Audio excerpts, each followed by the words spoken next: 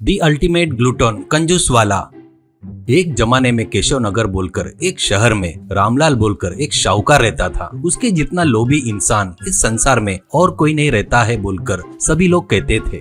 एक दिन रामलाल शहर के एरिया में जा रहा था तो एक बूढ़े को देखता है। वो 10 रुपए दे दो बाबूजी, दान करो बाबूजी, आपको पुण्य मिलेगा करके मांगता है, पर उसके बातों के तरफ रामलाल ध्यान नहीं देता।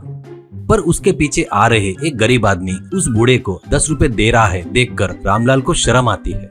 रामलाल रुककर उस गरीब से, देख रे, मेरे पास 10 रुपए की नोट नहीं है अभी उस बूढ़े को देने के लिए, मुझे एक 10 रुपए की नोट देता क्या करके मांगता है। और वो मैं तुझे बाद में दे दूंगा ऐसा बोलता है तो वो गरीब आदमी वो 10 रुपए देखकर, ये वापस लेने के लिए तुम्हारे पास कब आऊं बताते क्या आप करके कहता है। रामलाल कल आ जाना ऐसा कहता है। अगले दिन वो गरीब आदमी रामलाल के घर आता है। रामलाल उसी गरीब को देखकर, 10 रुपए के लिए आया है क्या? अरे यार मेरे पास 10 रुपए नहीं है, सभी बड़े नोट है, परसों आ जा ऐसा कहता है।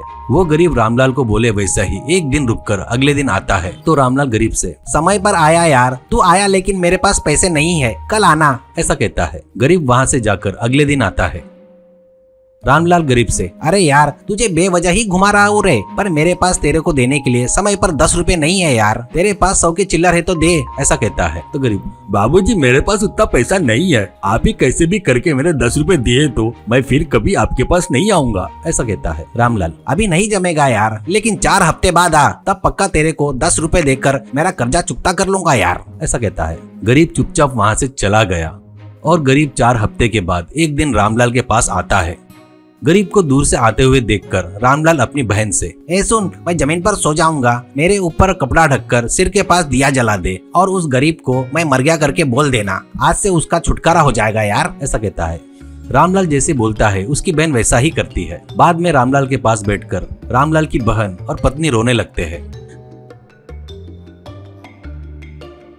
गरीब आते ही रामलाल की बहन उससे, तेरे बारे में ही बताते हुए तेरा कर्जा नहीं चुका पाया करके दुखी होते हुए मर गए करके रामलाल की पत्नी के साथ मिलकर रोने लगती है। गरीब आदमी को गुस्सा आकर, मेरा कर्जा बगैर चुकाए मर गया क्या, पर क्या कर सकते हैं, कितना भी खर्चा हो इसका कर्मकांड मैं ही करवाऊंगा ऐसा कहता है। कम से कम तुम्हारा वो तो खर्चा बचेगा, बाड़ी को नहलाना पड़ेगा करके गरीब आदमी घर में जाकर गरम गरम पानी लाता है और रामलाल के ऊपर डालता है। उससे उसको तकलीफ होती है और वो हिलने लगता है। तो रामलाल को नीचे हिलते हुए देखकर वो गरीब आदमी, तेरा हिलना छोड़कर मेरे 10 रुपए मेरे मुंह पे मार ऐसा कहता है गुस्से से, पर रामलाल हिलता भी नहीं। तब वो गरीब आदमी रामलाल की बहन से, इसका दहन संस्कार मैं ही करवाऊंगा, कुछ देर के लिए इस शव को मंदिर के भगवान के सामने रखकर बाद में शमशान में ले जाएंगे ऐसा कहता है। शव को मंदिर में रखते हैं। अगले दिन दहन संस्कार करने की सोचते हैं। आधी रात में कुछ चोर उस मंदिर में आते हैं।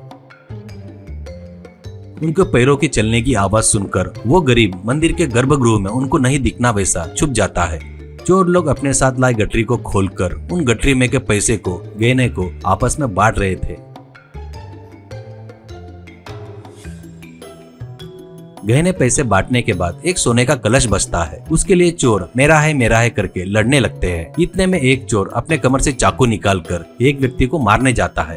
इतने में गर्भगृह से आवाज आती है, आपस में क्यों झगड़ रहे हो, चाकू से शव की जो भी गर्दन काटेगा वो कलश उसका ही होगा करके आवाज आती है। वो बातें सुनकर रामलाल, अरे बाप रे मेरी गर्दन बोलकर फट से उठता है। ये सब देखकर सभी चोर डरकर सभी चोर 4 दिशाओं में भागने लगते हैं गहने पैसों को छोड़कर।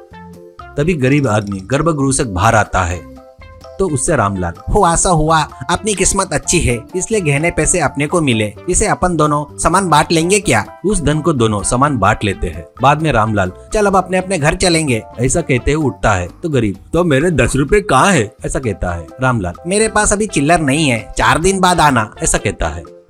वैसे दिन गुजर जाते हैं पर गरीब आदमी को वो 10 रुपए कभी नहीं मिले।